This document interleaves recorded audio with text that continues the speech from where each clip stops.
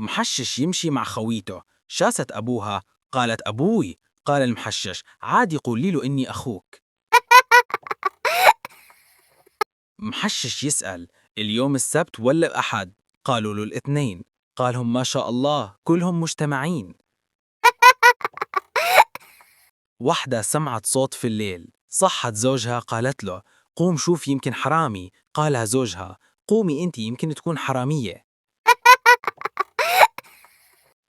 وحدة حلمت إنه محشش يلحقها، قالت له وش تبي مني؟ قال مدري عنك أنت اللي تحلمين.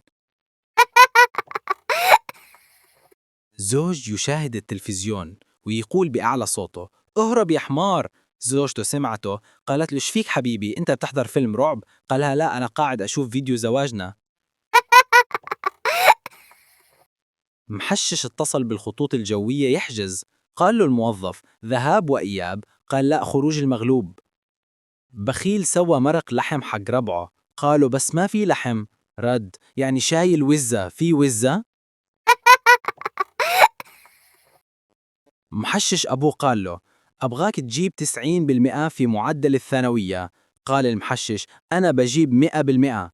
قال الأب لا أكيد تمزح. قال مدري عنك أنت اللي بديت بالمزح.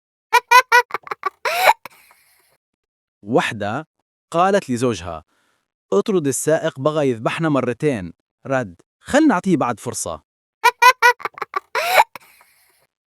غبي زميله يتصل فيه ما يبي يرد عليه، دزله مسج ترى أنا ناسي تلفوني بالبيت.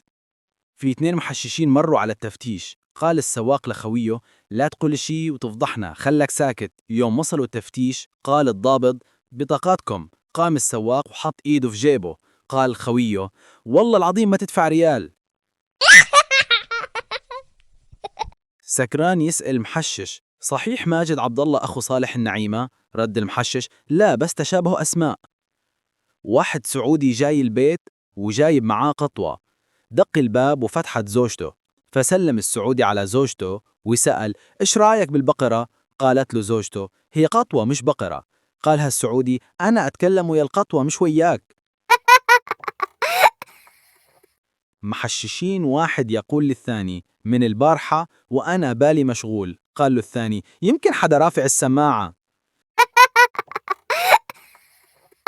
محششين واحد يقول للثاني وين تشتغل؟ قالوا أنا عاطل. قال له الأول إيه أحسن من القعدة بلا شغل. واحد غبي يبغي يولع عود كبريت ما يولع معاه، صديقه قال له خذ غيره يمكن هذا ما يشتغل. قال له ليش مو شغال أنا مولعه من قبل.